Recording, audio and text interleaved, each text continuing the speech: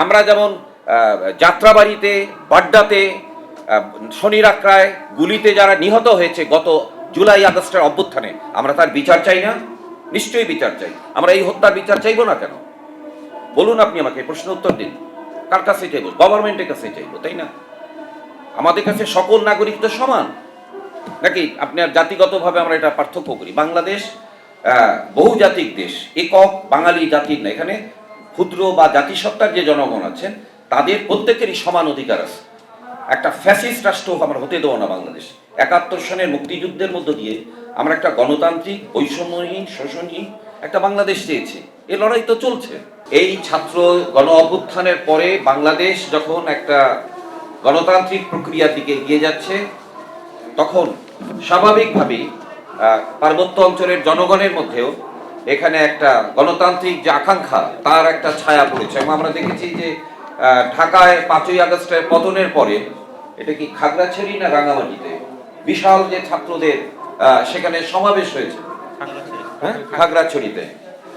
এটা আমি 90তেও দেখেছি। এরশাদ পতনের পরে সেখানে এরকম একটা আকাঙ্ক্ষা সেখানে তৈরি হয়েছে। আমরা পরিষ্কারভাবে বলতে চাই, অন্তর্বর্তীকালীন সরকারকে এই ঘটনার সুষ্ঠু তদন্ত করতে হবে, এবং যারা দায়ী, ওনার অভিযোগ তুলেছেন, এটা তদন্ত করতে হবে।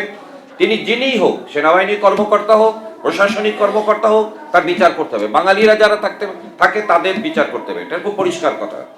আমরা শান্তিপূর্ণ বাংলাদেশ চাই। আমাদের এই অঞ্চলকে ঘিরে ভূ রাজনৈতিক নানা রকম ষড়যন্ত্র চক্রান্ত চলছে, এটা আমরা হতে দেব না, পরিষ্কার। বাংলাদেশ সেনাবাহিনীর সদস্যরা একটা পর্যায়ে তারা বলেছেন, এটা গত আন্দোলনে এসে, you are not Pakistan army. আমাদের শিশুদের উপর আমরা গুলি চালাতে পারি, এটা মনে রাখতে হবে। সুতরাং আমরা এই শোষক শ্রেণী, লুণ্ঠনজীবী, ভূমিদস্যুদের হাত থেকে বাংলাদেশকে বাঁচাতে চাই। বুঝতে পারছেন? পার্বত্য অঞ্চলে কি হচ্ছে আপনি আমি সবাই জানি। সাংবাদিকদের মাধ্যমেই তো আমরা জানি যে কিভাবে পর্যটনের নামে সেখানে জাতিসত্তাকে ভূমি থেকে উচ্ছেদ করা হচ্ছে। ব্যবসায়ীরা যাচ্ছে সেখানে, গিয়ে দেখেন কিভাবে তারা জমির লিজ নিয়েছে। তো যে চুক্তি 97 সনে করা হয়েছে, পার্বত্য চুক্তি, আমি এটাকে শান্তি চুক্তি বলতে চাই না, বুঝতে পেরেছেন? এটা পার্বত্য চুক্তি, কিন্তু সেই চুক্তি কেন বাস্তবায়ন হয়নি? তো এই জবাব তো দেবেন শেখ হাসিনা বা পরবর্তী সরকার। কিন্তু আমাদের ছাত্র জনতার গণ অভ্যুত্থানে যে অস্থায়ী একটা অন্তর্বর্তীকালীন সরকার এসছেন, আমরা তাদের কাছে প্রত্যাশা করি নিশ্চয়ই তারা অতীতের সরকারগুলোর মতো হবেন না। পার্বত্য চট্টগ্রামে অনেক সংবাদ কিন্তু আমরা পাই না প্রকৃত অর্থে। আমি তো বহুবার গিয়েছি পার্বত্য চট্টগ্রামে, তদন্তেই গিয়েছি এই সব ঘটনায়, কিন্তু সেইখানে একটা অলিখিত সেনা শাসন রয়েছে। আমরা পরিষ্কার বলতে চাই, অলিখিত সেনা শাসন চলবে না সেখানে। গণতান্ত্রিক শাসন থাকতে হবে, জবাবদিহিতা থাকতে হবে।